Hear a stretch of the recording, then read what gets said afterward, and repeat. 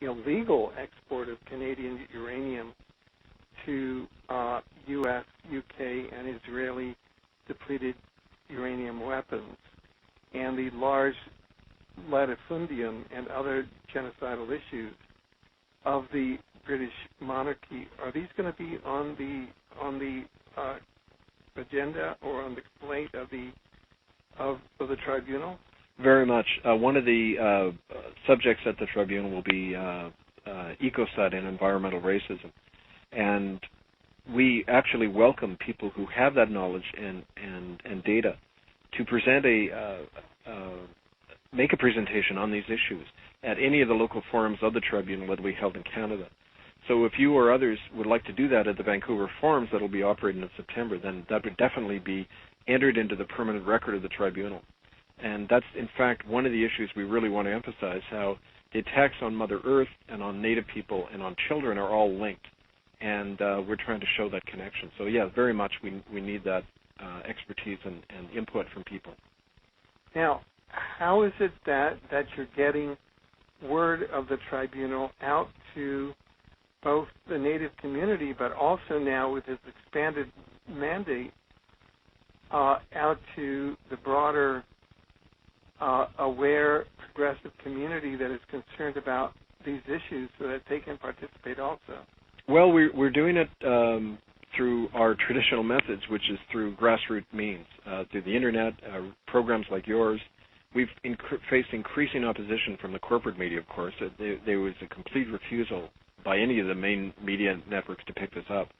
We do have some agencies like Al Jazeera and an agency in Latin America which are regularly reporting what we're doing. But we're pretty much shut out of the mainstream media all over the place. So we really rely on your listeners and others to look at our websites and start disseminating the information. Again, it's ITCCS.org.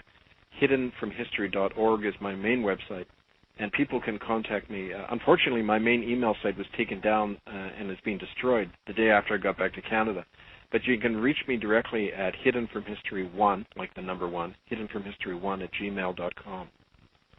So this seems to be a fairly major, not only cyber attack against the tribunal, but by, I would say, deporting you without cause and hence violating your rights under the UN Charter of Human Rights, and certainly international law, because there was no just cause to ban you.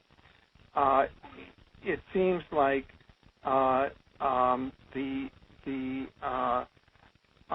the whatever power is behind this, which seems to go directly to the Windsors and to their complex in the City of London, to MI6, and to that entire negative power structure there, seems to be fairly, they're concerned about this. Oh, very much, Alfred. I mean, it's pretty clear this is an increased attack aimed at me directly. After I got back to Canada, I wrote to Jack Layton, the head of the NDP, and Gene Crowder, the local NDP member of Parliament here in Nanaimo. And I asked them directly, I said, I would like you to write to the the Home Secretary in England, Theresa May, and object to what happened to me, because this is an attack against a Commonwealth citizen. And I haven't heard back. It's been over a week, and I haven't heard back from Jack Layton at all. Of course, he and every other member of Parliament of Canada have taken a personal oath of allegiance to the Crown. So I don't expect him to be, intervening on this issue. But he's also, I understand, an active member of the United Church of Canada. But nevertheless, we can use this as a means to show that the mainstream political parties and institutions are all part of the problem here. We have to build this as a grassroots citizens movement, and we only have each other to rely on for that. So that's always been my hope and strength over 20 years, and it's what's kept me going, just the support from people like yourself and alternative media and others. So I think this is a time for all of us to become all the more activated when we see things like this happening. Now, what are, if people really would like to become involved, we're just at the beginning of June now. what do you suggest that they do? Well, for listeners in Canada, you can definitely help organize one of these local forums that will be happening in at least 3 places in Canada, Vancouver, Toronto, and Ottawa, in September and October. We need venues, we need media coverage, we need people to help out with the documentation and the recording of the evidence that will be brought forward. So like I say, people can contact me directly at my phone, 250-753-3345. And I would, just step forward and start helping the process, because this is the only way it'll happen. Right, and again,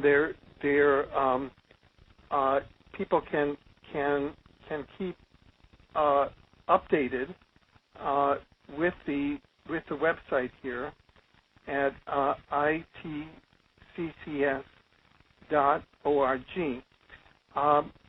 Are there any final thoughts that you would like to leave with the listeners? Well, I find that because of the perilous times we live in, it's important for all of us to find a unity, crossing over the different issues and many different things that concern us and campaigns we're involved in, and find the common ground.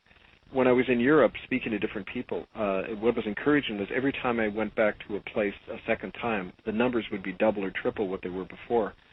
And the reason, I believe, is because what I keep saying to people is there's 3 common issues that need to unite us across all boundaries: our children, the fate of the earth, and our rights and sovereignty as men and women.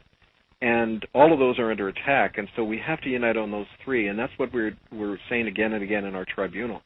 This tribunal is a springboard to take further political action, to unite us across boundaries and borders, and really confront these genocidal institutions that are destroying our planet and our children and our rights. So I would say, yes, come together, and ITCCS.org is certainly a good resource to start with. I'd say in Canada as well, just sharing the information on our website, hiddenfromhistory.org, and hiddennolonger.com, where a lot of the evidence about the genocide in the boarding schools is recorded. Besides that, Alfred, I would just say that we have to continue to not be afraid and continue to put the truth out, because it's really our defense, and especially in the memory of all of these children who have died and who continue to suffer. That's really why I do a lot of what I do. Oh, well, thank you. And so we'd like to invite you back as the preparations for the tribunal go forward, and also during the tribunal itself, we would like to cover the proceedings and what sort of reports will be coming out from the tribunal. We're going to be issuing a final report which will contain sections from the different countries and issues, and that report will certainly be out by Christmas. The report, we hope, will be the basis to get courts in other countries to start bringing charges against these heads of state and others responsible for child trafficking and these other crimes against the earth and our people. And so people can play a real role in the production of that report and what's going to be in it. And that's one of the jobs that very much need to be done. And I thank you, Alfred, for offering to help in that way. I'll certainly take you up on that. Good enough, then. Well, great. So we look forward to hearing updates, and people can keep in touch with the work of the tribunal at ITCCS.org. And we've been with Reverend Kevin Annett. What exactly is your title with the tribunal, Kevin? I'm the interim secretary of the ITCCS. Excellent. Very good. Well, thank you very much for being with us, Kevin. Thank you, Alfred. Good enough, then.